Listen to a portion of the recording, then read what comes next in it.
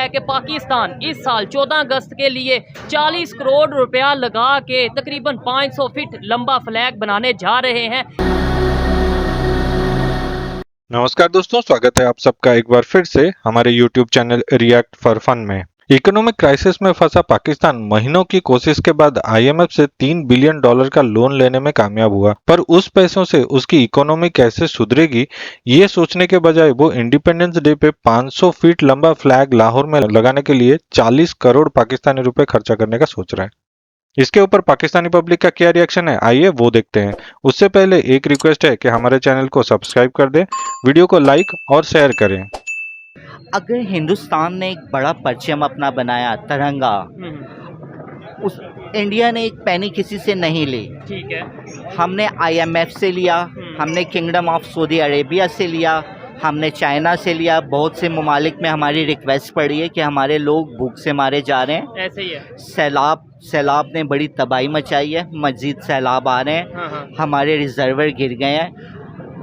हिंदुस्तान का हक बनता है कि वो चांद तक झंडा ले जाए, जैसे वो अपनी शटल लेके गया चांद तक। चंद्रयान 3, बिल्कुल। चंद्रयान 3 15 अगस्त अगर इंडिया ने अपना फ्लैग बनाया, दुनिया में एक आलमी रिकॉर्ड कायम किया। अगर आप इसके पीछे हिस्ट्री देखें जाए, इनके फाउंडर हैं विक्रम। ठीक है।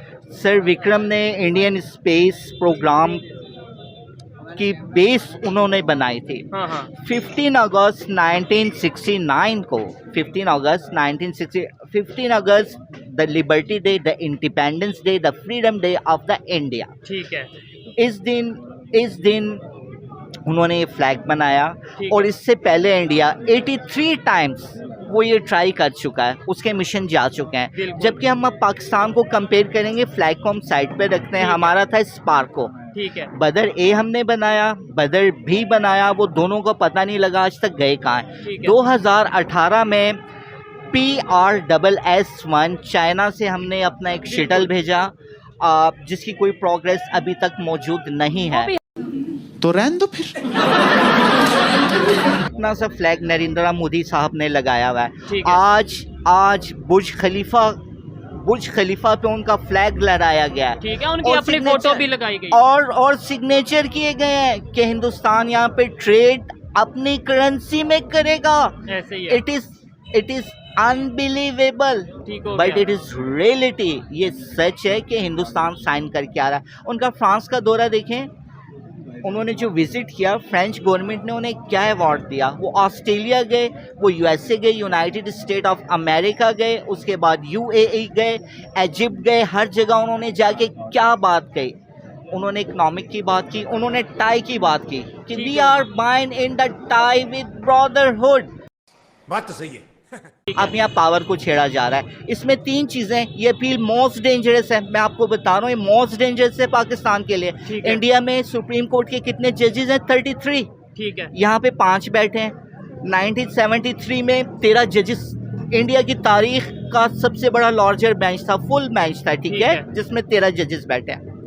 सबसे पहले वो जम्मू को रख रहे हैं, वो कश्मीर को रख रहे हैं, वो लद्दाख में रख रहे हैं। जब लद्दाख पे बात आएगी, वो सीधा इंटरनेशनल कोर्ट जाएंगे चाइना के अगेंस्ट। लद्दाख का कुछ एरिया पाकिस्तान चाइना को एज अ गुडविल दे चुका है। वो कहेंगे कि ये आपने कैसे दिया, बिल्कुल ये आपने क्यों दिया।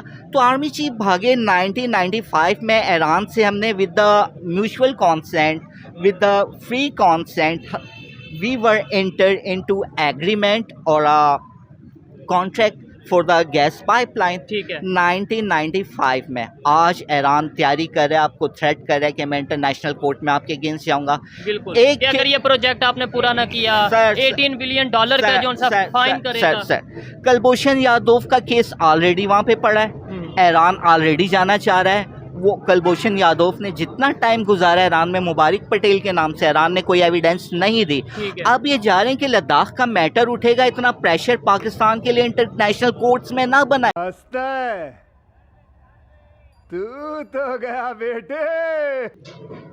हम हकीकत पसंद नहीं है जैसे हिंदुस्तान हकीकत पसंद है। अच्छा। मोदी जी ने पूरी दुनिया के सामने ऐसे किया, हमारे प्राइम मिनिस्टर इतने रोब से जाते हैं जैसे इन्होंने दुनिया फतह की हो। मैं शहबाज शरीफ साहब की बात नहीं कर रहा, ठीक है। मैं इनसे पहले की बात कर रहा हूँ। शहबाज शरीफ साहब के बारे में मीडिया लिखते लिखते रुका, इस न्यूज़ को किल किया गया कि आंसुओं के साथ रोए कि मेरी कौम मर रही है। अब जब वो 40 करोड़ का फ्लैग देखेंगे, IMF की टर्म्स एंड कंडीशंस देखेंगे, तो वो लोग कहेंगे they are deceiving us, they are betraying us, they are based on the fraud. अच्छा लगता है मुझे, बहुत मजा आता है।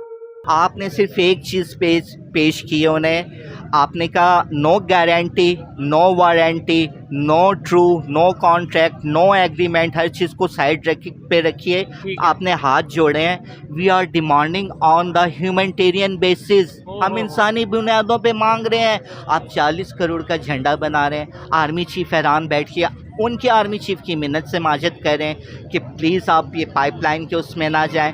इंडिया का जो ये केस है जम्मू कश्मीर और लद्दाख, आने वाले वक्त को ये पॉलिटिशियंस को समझना चाहिए था। काश नरेंद्र मोदी साहब आप अपने झूठे चम्मच से इन्हें पानी पिला दें, अपने खून के कुछ ड्रॉप्स ही दे दें। आप इन पे कोई फूंक ही मार दें कि आप जितनी नहीं, आपसे कम बुद्धि इनमें आ जाए तो पाकिस्तान बड़ी तरक्की कर जाएगा। हम करते हैं प्रबंध, आप चिंता मत करिए। अगर आज से आप 20 साल पहले जाएं, ये 2023 चल रहा है, कोलंबिया शटल का नाम था, इंडियन अमेरिकन एस्ट्रोनॉट थी डॉक्टर कल्पना चावला, ठीक है। और फर्स्ट इसराइली एस्ट्रोनॉट थे कर्नल लेफ्टिनेंट कर्नल लैन रॉमन, और भी बहुत से अमले के स्टाफ थे। तो ये क्रैश हो गई थी।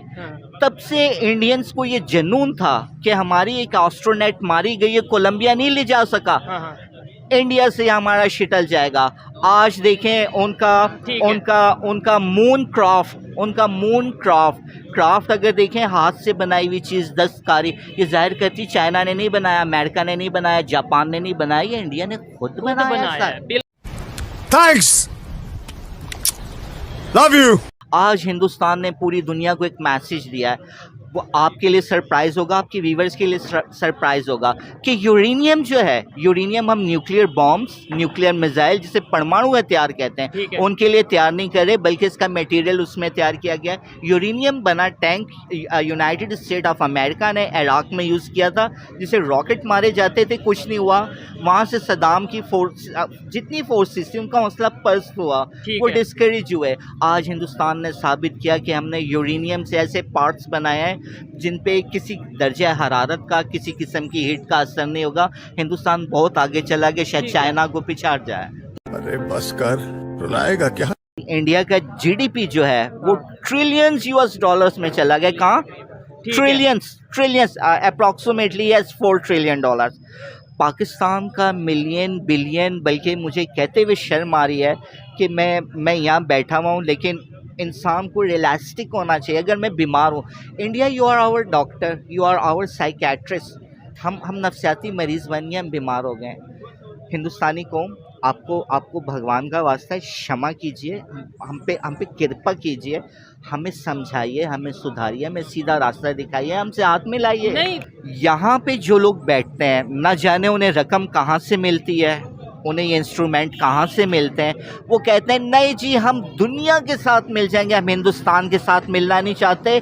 और पाकिस्तान में कोई शख्स ऐसा है ही नहीं जो कहता है कि जी हम इंडिया से हाथ मिलाना चाहते हैं। जो कहता है जब इंडियन फौजी वीर गति प्राप्त होते हैं तो हमें दुख होता है, ये कहते हैं जी हमें तो बड़ी खुशी होती है। ये सब झूठ है। वो सिर्फ पैसे के लिए करते हैं, वो मक्कारी कर रहे हैं, वो अयारी कर रहे हैं, वो बीच घर की आग लगा रहे हैं। मोदी का जो यार है वो पुरवकार है। ये बड़ी बात आपने कर दी है। और ये बात मतलब ठीक है। नरेंद्र मोदी जी, आपका जिस तरह से स्वागत हुआ UAE में, उन्होंने कहा नहीं, he is the most experience holder person, he is best politician, he is great prime minister. उन्होंने आपकी हर चीज़ को देखा। आज पढ़ा लिखा मुल्क है, सब अपनी मईशत के लिए लड़ रहे हैं, किसी को किसी से सरोकार नहीं है, टोपी रखी हुई है या तिलक लगाया हुआ है।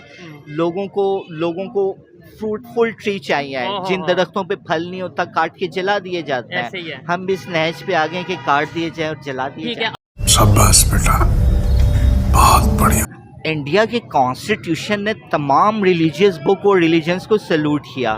कहते हैं we the people of India into a sovereign republic, justice, equality, liberty, fraternity.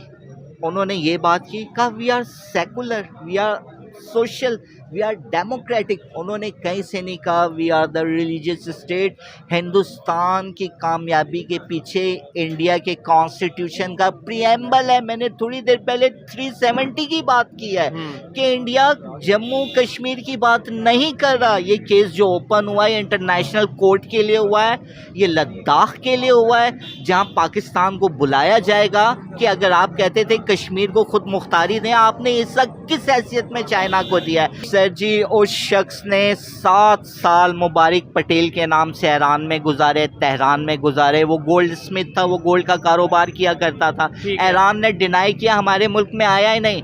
तो बलूचिस्तान को और बताया, ईरान के अलावा क्या United state of America, Washington, white house का कोई दरवाज़ा लगता है? नहीं। वो केस आप हारे हैं तो ईरान की वजह से हारे हैं। आर्मी को मजबूरन वहाँ जाना पड़ा है क्योंकि शुरू में आपने उन्हें एतमाद में नहीं लिया। इंटरनेशनल कोर्ट में जितने जजेस यानी बैठे, कुलभूषण यादव का केस इंटरनेशनल कोर्ट में हम हार चुके हैं। आप इतने अच्छे तरीके से हारे हैं कि आप क्या समझते थे? आप जिस वकील साहब को भिजवाएंगे, खावर कुरैशी, इंग्लिश बोलने से कि जी इंसर्जी इन बलूचिस्तान, दे वांट फ्रीडम। उन्होंने एक एक चीज़ को खुद डिक्लेयर किया है कि पाकिस्तान 4 दफ़ा वहाँ आर्मी ऑपरेशन अपने ही लोगों पे कर चुका है। जो फ़ौज ने नहीं किया, पॉलिटिशियन ने करवाया। ठीक है। आर्मी तो यस्सर है ना, आर्मी यस्सर है, लेकिन ये इनिशिएटिव इस दफ़ा आर्मी ने खुद लिया कि वो ईरान गए हैं कि इंटरनेशनल कोर्ट में आप ना जाइएगा। कुलभूषण यादव केस में एविडेंस ईरान की थी, ईरान ने कोई एविडेंस नहीं दी। वो इलाका जहाँ से चागी, रास्को जहाँ से पकड़े गए, वो सारा ईरान का बॉर्डर है, ईरान की स्ट्रिप है। उन्होंने कहा ये शख्स तो हमारे मुल्क में था ही नहीं, आप तो अपना केस हार गए। आप बार बार जब किसी को धोखा देंगे, किसी की जेब काटेंगे, कॉन्ट्रैक्ट करके पैसे लेंगे, एड लेंगे, डोनेशन लेंगे, चैरिटी लेंगे, आप लोन लेंगे, आप प्रोजेक्ट्स लेंगे, क्या वो सज़ा के तौर पे आपको ये नहीं कहेंगे कि अब हमारी बात मानो, अब यहाँ नहीं, ये काम ऐसे करो? ठीक है, ये आप किसकी बात कर रहे हैं? पाकिस्तान की बात कर रहे हैं? You are very genius. मैंने किसी ऐसे मुल्क की बात नहीं की जहाँ इंडिया ने अपनी शटल भेजी है, वो मुल्क वहाँ चांद पे आबाद हो। मैं जिस मुल्क में बैठा हूँ मैं उसकी बात कर रहा हूँ। अच्छा लूटते हैं और पाकिस्तान से बाहर चले जाते हैं, लग्जरी लाइफ गुजारते हैं।